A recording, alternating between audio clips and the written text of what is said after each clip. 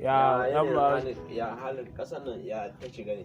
Kai kasar nan akwai yadda take. Yanzu na rako 2021 na aje shi a kasar nan. Yana ce min Buhari ya yi mai budget na tiriliyon 13 da wasu yan kai. A hakan ma bai yi ba. An sai mu ba mu gane ba fa. Wallahi a hiran da muke yi da 2021 ya ce min hakan ma bai yi ba. An sake kara mai miliyan 958 a kai. Amma duk da haka ba abun da talakawa suka gani. Amma ba bari dan maka wani dan tambaya mana tukuna. Ina jin ka. Karka ce na dan yanke ka. Ina jin ka.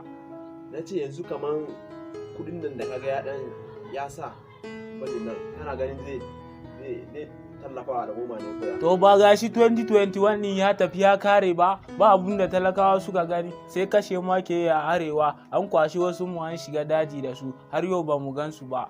Yan uwan mu kuka suke wasu sun zama marayu.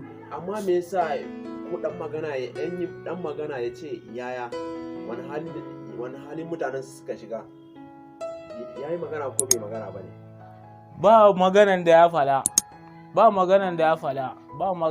fada. Yanzu a haka ma da na rago 2021 na ajiye shi mun dawo tare da 2022 yana gaya min cewa Buhari ya hada yan majalisa da su dattabin kasa da su waye sun hadu su yi budget na tiriliyon 17 da wasu yan digogi a kai. Yanzu suna nufin kenan za su ci kudin nan daga su sai yaran su kenan. To a ganin ka wani talaka zai gani ga 2021 ma yana min complain an yi masa budget an wasar belle 2022.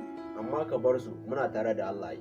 Allah na tare da mu dan Bahaushe abinda wayannan suke yi mana kasan nan mu ya ishe mu inda yake gani na ko wallahi ni na fito ba zabe muke yi ba kaga inda na sai a rana kuwa gaskiya ban sani ba wallahi ina gaya maka zaben baba Buhari na je ina ture na sai a rana jikina duka zufa na je dongola ma sohon nan. Me zaka ce wa yan arewa ne?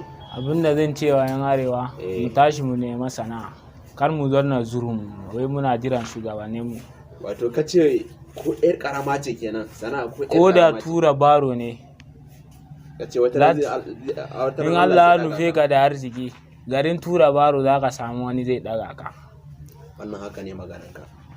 Sannan kuma muna rokan jama'a duk wanda ya kalla bidiyon nan idan na mana subscribe yi sharing idan na alaman kararrawa domin kasancewa da shirye-shiryenmu. Ni ne naku El Mubarak.